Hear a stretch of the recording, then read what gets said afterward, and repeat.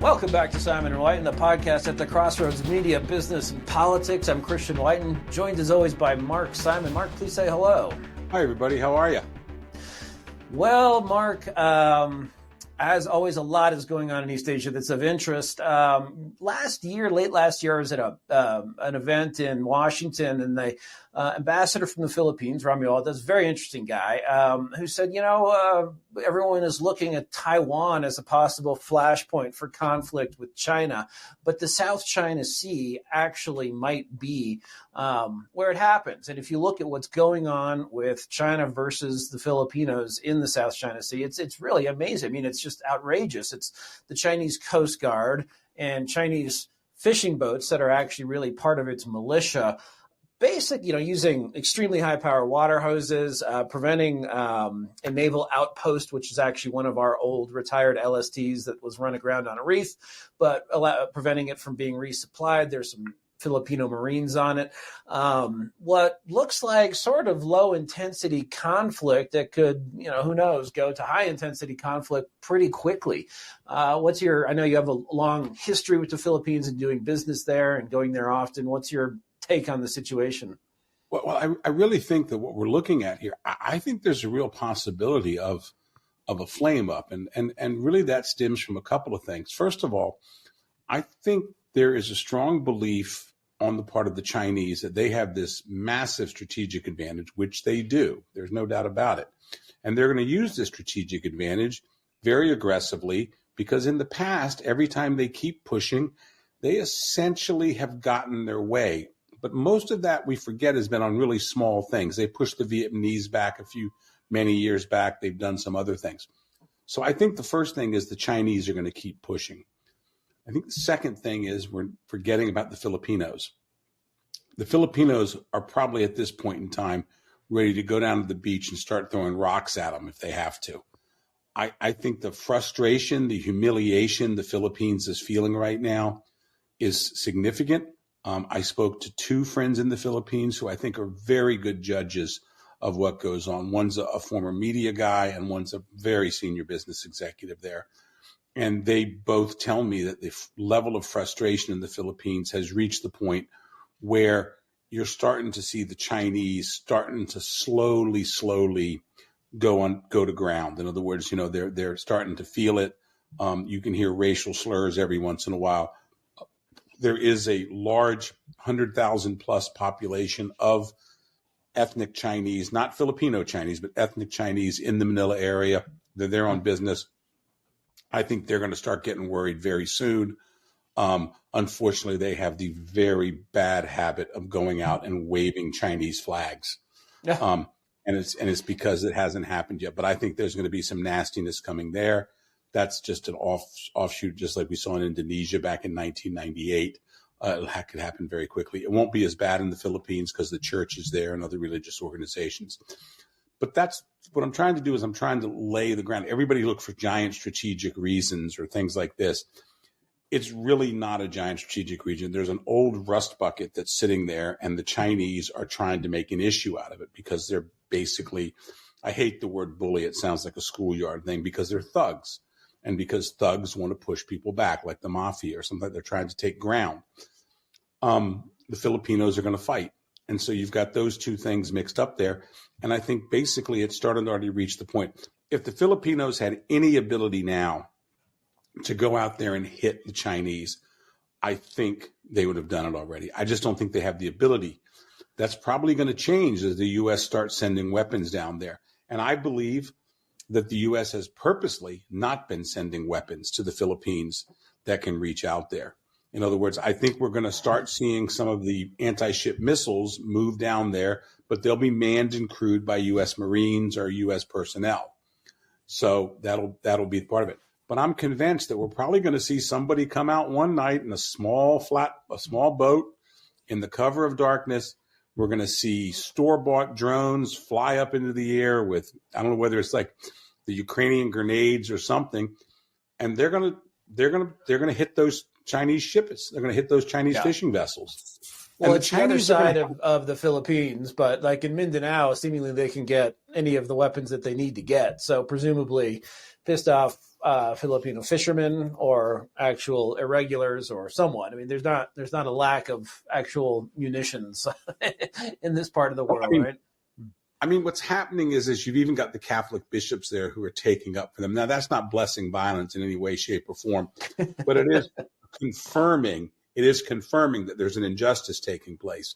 And so the question is, if everything stopped today, if the Chinese pulled back a little bit and just said, they're no longer, they let that ship keep being resupplied, they basically bumped a little bit, but they didn't hit them with the hoses and stuff like that.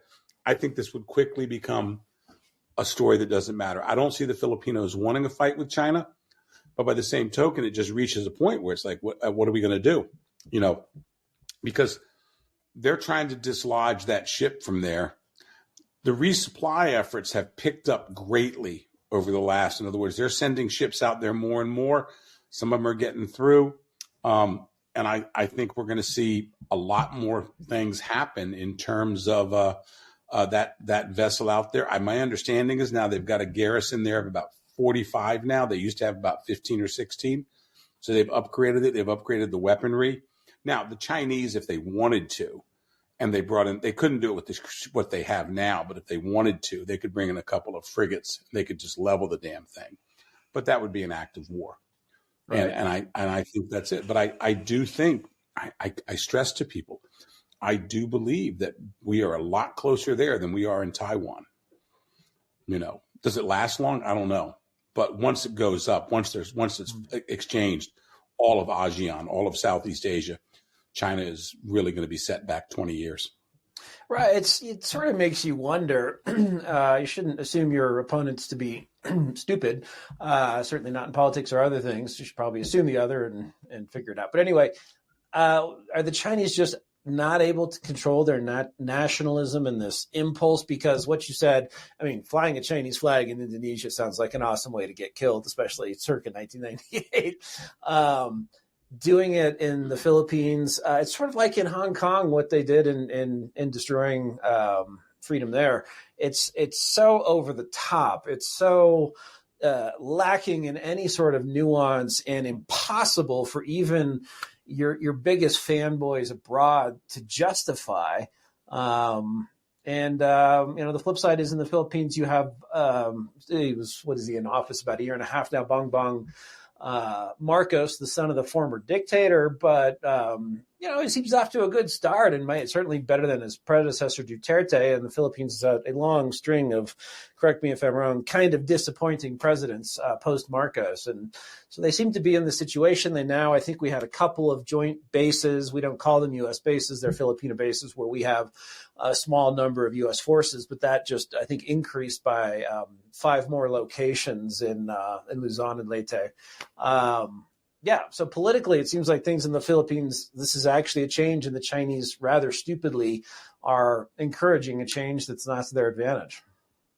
I agree with you, but I think that they can push this over. They look at the Biden administration, they look at what's going on, and I think their calculus is we'll just keep up this not low level but mid-level harassment. We'll use non-warships to do it. We'll use this maritime, these maritime fishing vessels out there, along with the Coast Guard, very large Coast Guard ships, and we will go after that. We will go after the Filipinos and push them back, and then the Vietnamese will get the message, the Indonesians will get the message. My point is, the Filipinos didn't get the message when the Japanese slaughtered hundreds of thousands of them. In other words, they kept fighting. It's a homogeneous place. It is a place with tremendous, I wouldn't call it national pride, but I would call it a sense of machismo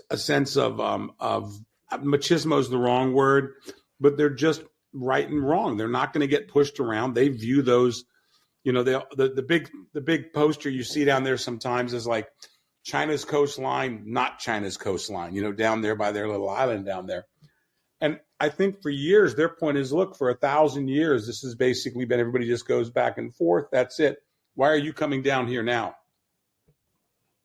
Right. And it goes to the point of what it goes back to, if you're a big planner, and I'm not really one, but if you're one of those guys in Hawaii at SINCPAC Fleet or up, someplace else or down in Australia, what really it goes to the fact is that they're looking to control all the way out, including that's going to be their sphere of influence.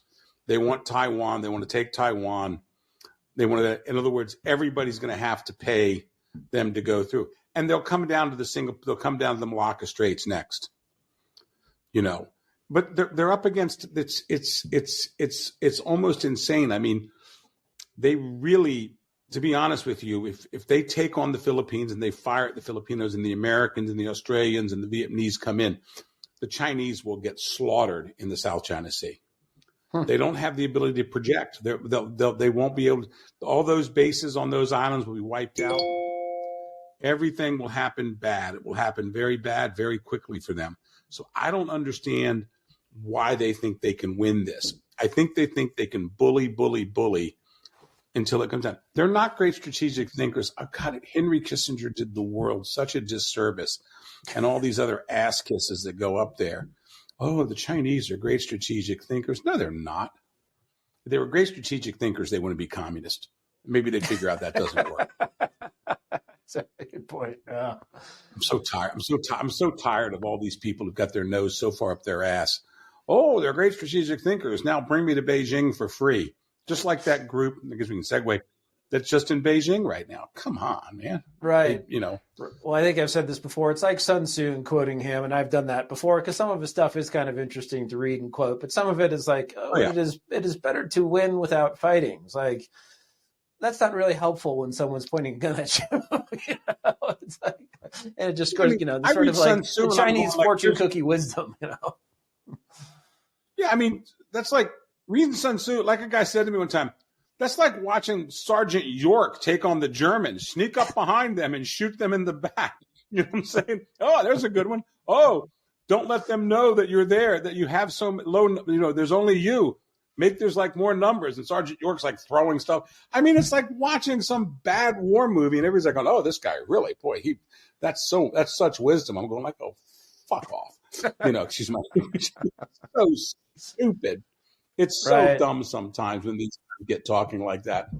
So speaking earlier of smooching posterior, yes, as you mentioned, we had this group go. It's like they haven't picked up a newspaper. I guess no one's really picked up a newspaper in the last 10 years, but it's like they haven't logged on to the web in the last 10 years and read a news article.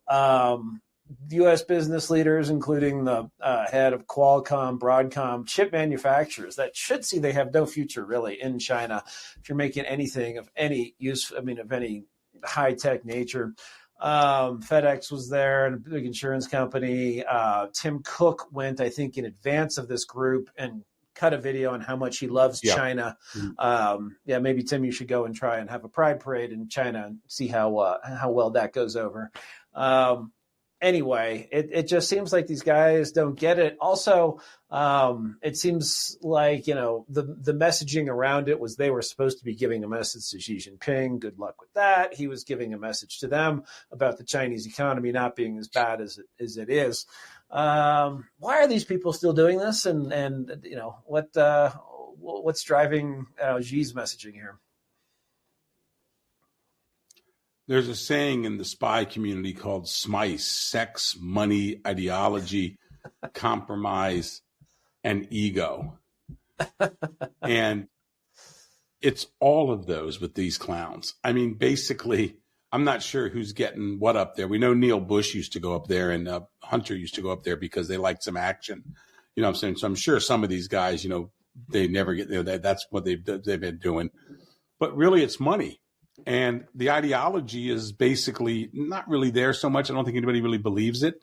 But it's the ideology of they don't really like the U.S. They don't. I mean, a lot of these guys are disproportionately Ivy Leaguers. By the way, a guy told me, they said, look at these things disproportionately Ivy Leaguers. I mean, they're not as patriotic people. I mean, the Ivy League doesn't turn out patriots. It's just one of their things. They're above that. This is they're not the. Citizens of the world. Wow. Yeah, compromise is basically, there are some guys up there. I mean, FedEx is not there because they want to be. It's probably because somebody there, I got to go, we got to go. They're hiding and stuff like that. And then it's ego. ego is the real thing that drives this. And if there's a guy, Steve Orland from the U.S.-China Business Council, National Committee on U.S.-China Relations, basically need to be registered with FAR. They're a Chinese front in every single way. Orland's is a guy who runs around and tells people that he's friends with Xi Jinping. Do any of us believe that Xi Jinping has friends? You know what I'm saying? And that's like saying, well, imagine what his kids tell people. Oh, my dad's good friends with Xi Jinping. They talk about how many dissidents they put in jail all the time. I mean, could you really be friends with somebody who, like, basically, that, like, there's people sitting in jails, people being tortured and beaten, and he's the reason, he's the one that starts it and stops it and condones it? That's your friend? What kind of person are you? And that's what we're looking at. We're looking at someone whose ego is up there, and in the Chinese community, in the business community, everyone is there. I even get in trouble with this. The journalists are even corrupt. All the China hands, with the exception of a few guys who've just put their hands up in the air, have had to make compromises. Now, there's a lot fewer of them today who are making that compromise, a lot fewer of them. But for a long time, there was a willingness on a group of people to, like, say, okay, this is China, it's going to change, we'll tolerate this now. Well, the vast majority of people had said, this not working, that's not it. But still, there are the Ray Dialos, there are the Craig Allens with U.S. Business Chamber, there's that Steve Orland's, there's the Hank Greenberg's son and his son. There's all these people. There's that, whatever the hell his name is, Allison at Harvard University, 84 years old. It's all ego. They get to be there. Steve Orland's was standing to the left of Xi Jinping in the picture. That's the most important position there. But think about that. Guy basically runs a trade lobby group. He does okay. I'm sure he makes $700,000 or $800,000 a year. They pay him a lot. But he runs a trade lobby group. And as running the trade lobby group, he's the one that stands next to Xi Jinping, all that talent there. What that tells me is nobody else wanted to stand next to Xi Jinping. And all the businesses. Steve Schwartzman is all the way up in the back, the great Steve Schwartzman. There's a bunch of other guys in there, too, who are pretty far away. And if you're the Chinese, you'd want to be next to Steve Schwartzman. You'd want to be next to all these other people. You want to stand next to the lobbyist? I mean, think about that picture. It's not. It shows you what U.S. business really thinks. They just don't know how to disengage. So a lot of it is compromise. And I don't really bust their chops on that too much. If you're GM, I don't think Mara Berry went this time.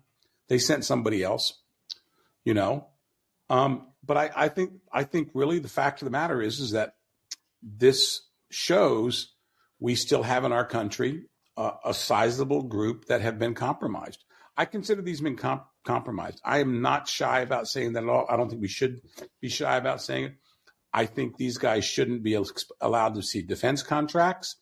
I don't think they should be allowed to see a lot of things. I think they're completely compromised. All right. SMICE. Okay, that's the best acronym I've ever heard from government.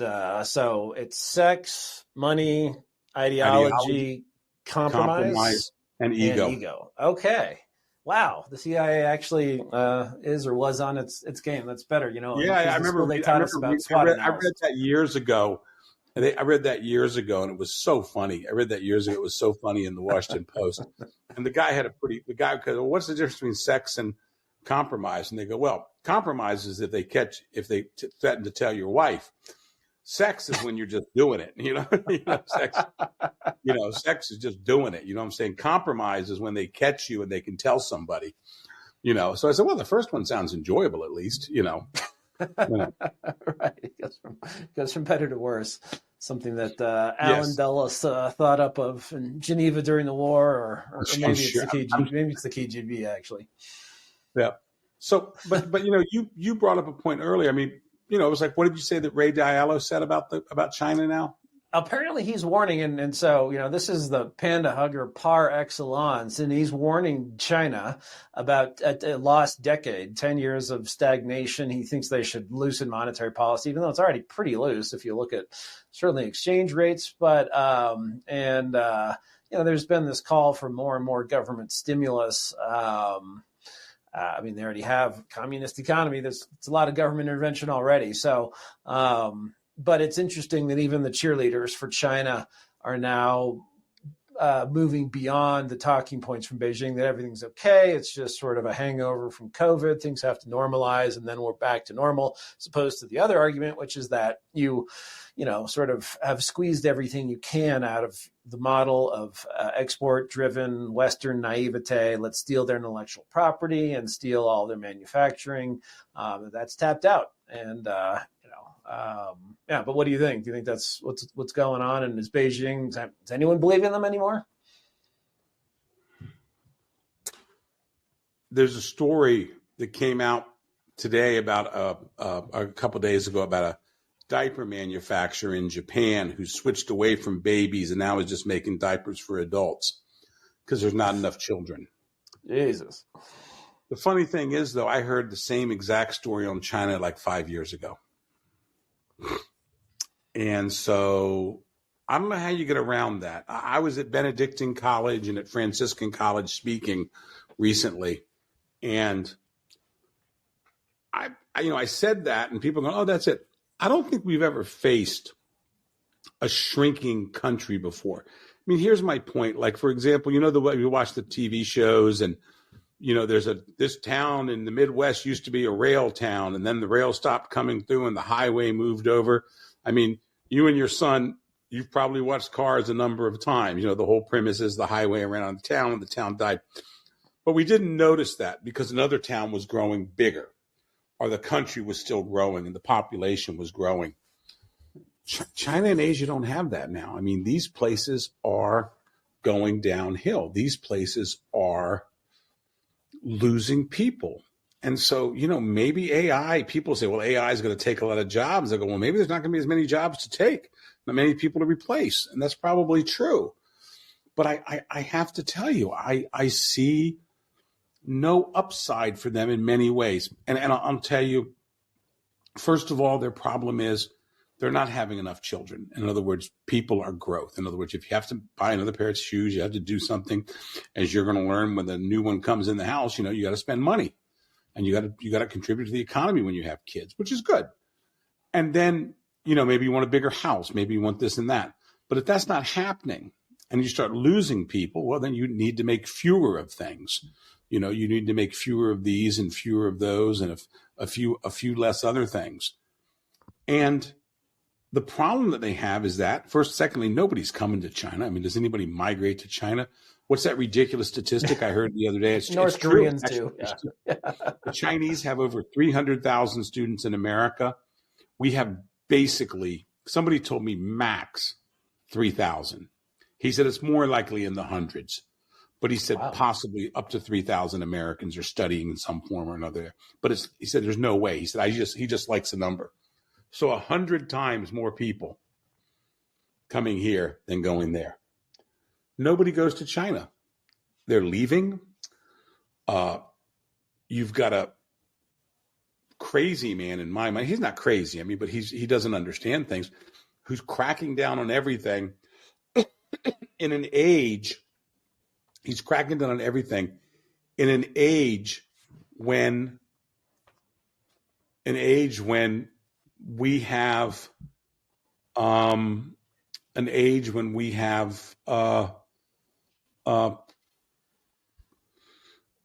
basically information has to flow freely. And what are they growing? The Chinese haven't had really a lot of technical breakthroughs. Everybody always talks about it, but they tend to do everything in mass. But on the cutting edge stuff, they're not there. Like people go, well, they have great facial recognition. Yeah, they basically didn't invent it. They took it and they turned it into a massive security state. So they then took facial recognition and turned it into a negative, where facial recognition should have been a positive. So my point being is like, nobody can convince me they have anything going for them. And I think that's why a lot of people are just starting to say, it's not worth our time. The one thing that I did, I fell off my seat, and I won't be alive for it, but Chase will probably see it. In 2075, I'm sure Chase will see it, in fact. In 2075, what we are going to see that's going to change everything is the Chinese population will drop below $700 million. That's going to be huge. That's basically half of where they are now. What are they going to do with all these homes? Maybe everyone's going to have a huge apartment, but you're going to have a family? I don't think so. And they're going to be so old. The average age is going to be something like 50, like 48 is going to be the average age then. That's an old population. So I don't even know why they're going to war now, because they won't be able to hold on to it. Yeah. So there's no upside. And America, the funny thing is, the way America's going right now, we'll probably be easily 500 million. Yeah. Well, and all these illegal immigrants, and all these illegal immigrants who, and I call them illegal, all the illegals who are coming over, well, their grandkids will be, having kids. Their great grandkids, they're 75 years, they'll be seeing great grandkids fully integrated into America. Right. So we'll be going from strength to strength. Right. So I don't see a lot of upside there. I mean, let me ask you a question. I mean, what do you see? I mean, could you see? You're a good investor. What do you see? Do you see anything? Do you see anything in China to invest into? No, not really. Yeah, I mean, even if you're sort of looking for assets that have sort of overcorrected on the downside, they haven't cleared their market for real estate now. We've talked about that in the past, where you have just, phony debt. It's unclear who owns what. There's sort of a half bailout. The bailout's unclear. It's the government forcing some people to pay in, but it's not, let's take the underperforming loans off the book, go through bankruptcy, find the bottom, start over. Of course, we also didn't really do that right away in the great financial crisis, although we did a little bit with TARP, troubled assets, relief program, but so, what are you looking for in China that's undervalued now that might have a bright future aside from the adult diaper company? It's not it. Their chips are being squeezed. They're squeezing Apple out of handsets, out of phones. But doesn't that just help Samsung? I mean, Samsung's making stuff in China, but that can always change too. It seems like both Samsung and Apple have in mind to move parts of their supply chain. They should have done this a long time ago out of China. So not a lot bright that's going on. Do you think next door in place, sort of real estate in Vietnam for factories had to have been hot in recent years, especially after Trump slapped tariffs on, and Trump gets back in, he wants to put 60% tariffs on, which would be about, twice what more than twice of what was put on in his first term. These are all big ifs, but what do you think the flow over effect to Southeast Asia is? Does a contraction aside from Singapore and other people who've invested heavily in China, who are going to have investments that are worth a lot less? Well, what do you think about sort of the more macro economies? Philippines is going to continue to grow, growing population. Indonesia continue to grow, growing population, also becoming less radical. So, the women, things like that. Malaysia, pretty much the same story. Believe it or not, Fiji and some other places in pretty good shape as well. Then after that, what we're going to be seeing is Vietnam. The problem is their birth rate is dropping, not as rapidly as China, but it's still dropping. So they are not going to be growing as much as we saw. They're going to have the same issues in terms of wages. Thailand will probably be doing pretty good. I think for the first time, we're going to see the Thailand happy to see the Burmese come in there, to work in the factories and things like that. So Thailand could have some good growth coming around in the Indian subcontinent. I think things look pretty good in terms of personnel development and things like that. Bangladesh, plenty of workers, but wages going up. You know what I'm saying? Still very short in people who can do it. In other words, you got the entry-level jobs. Everybody can snap together something and run a sewing machine. People can learn that fairly quickly in a couple of years. But the second-tier stuff is very, very difficult. It's very, very difficult to see how that happens. But I don't see them growing. I don't see them growing at all. And and it's interesting you say all that. And it's hard to invest in Southeast Asia. I think we've discussed that before. If you look at an ETF, it's going to have a ton of Singaporean banks and telecom, and maybe some Indonesian banks and telecom. And maybe the answer is you have to have a private equity fund that can go after real estate or other things that are probably going to, Singapore is dumping money into semiconductors, but you're not going to see cutting edge technology and software probably from these things. But the regular things that appreciate just with a healthy, free economy overall, transportation, energy, yes, telecom and finance, but sort of the broad things. It's just there aren't a lot of public companies, so it's a harder investment to make, but it's one, and again, in a macro sense, that looks awfully promising. Yeah, I think Singapore is actually very interesting to me. I find Singapore fascinating in the sense that, they do not have a growing population in terms of domestic. In other words, the Singaporeans, there were 3 million. It grows slightly, the Malay, and they have a much better. They've much more advanced in promoting children. The Singaporeans are more friendly to it a little bit because they have a lot of government support. So in other words, the housing and everything like that really does promote families. I don't like to push that because it ruins my thing, but in a small targeted way, it's much like think of a church, some of these Protestant churches, our church, everybody, because they take care of you so much. A friend of mine described Singapore as like the Mormon church in their birth policies. You know what I'm saying? Just all these incentives, all this push, and people do it. But that's not the real issue. Singapore grows because of immigration. Mm-hmm. And so they'll be able to do it. But they suck out the best and the brightest. And that's the problem that China has, is their best and their brightest leave. Touching on Hong Kong for a minute here, Hong Kong just passed Article 23. This is an incredibly draconian law. Incredibly draconian. Oh, no, it's fine. No, it's not. You have to suspend demand. You have to suspend what is common sense. If you turn a place into a police state, it's not a more effective economy. All right, yeah, maybe you can get people to snap stuff together. But Hong Kong's a little bit past that, people are going to sit there if you have an open exchange of ideas, where does that stop?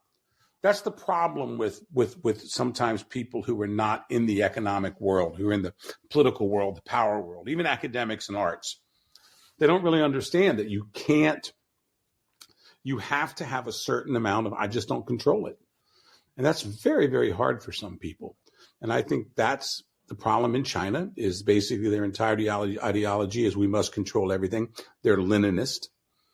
And so it just completely goes right over the head when you talk about, if you're going to try to control this, the outcome may not be what you like. No, we can adjust. That's what they say. Right. It's amazing, and that's why it's so insulting when you see these idiots like Steve Orleans from the, and Craig, whatever his name is, and and Greenberg's kid, that silver spoon creep. And you see those guys there going, oh, under your leadership, Xi Jinping, they got it on video. I would love, if I had enough money, I would take that. I would find Greenberg's grandchildren and I would show it every day on TikTok to all their family. This is this kid's father, sins of the father, as they call it. I have no qualms with stuff like that. I think it's like I was in Georgetown and I had a professor who was particularly mean to a kid from El Salvador. And I was young. I didn't understand it at first. And then they explained to me he was one of the 13 families. And I learned, in a couple of weeks, it helped. The guy wasn't a very nice guy, but why should you be nice to a guy whose parents get what they get by murder? Why should you be that? And to me, I think that's the way the world, big jump. That's the way the world is starting to look at China. Right. Why should we do it? We don't have to do it. We don't have to do it. And people are figuring out they don't really need China for everything. Think about every retail business in America. Okay, you have to buy from China, but you need their stuff. It's good. It's cheap. You'll do it. Okay, you're there. But what about the bakery? They don't need to be nice to China. What about the construction site? They don't need to be nice to China. What about the company that makes things and can get their components from other places in the world? They don't really need to be nice to China. China's selling to them. And somehow we got that ass backwards, but I think that's correcting itself now. Great.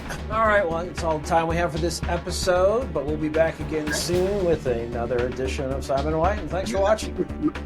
Take care.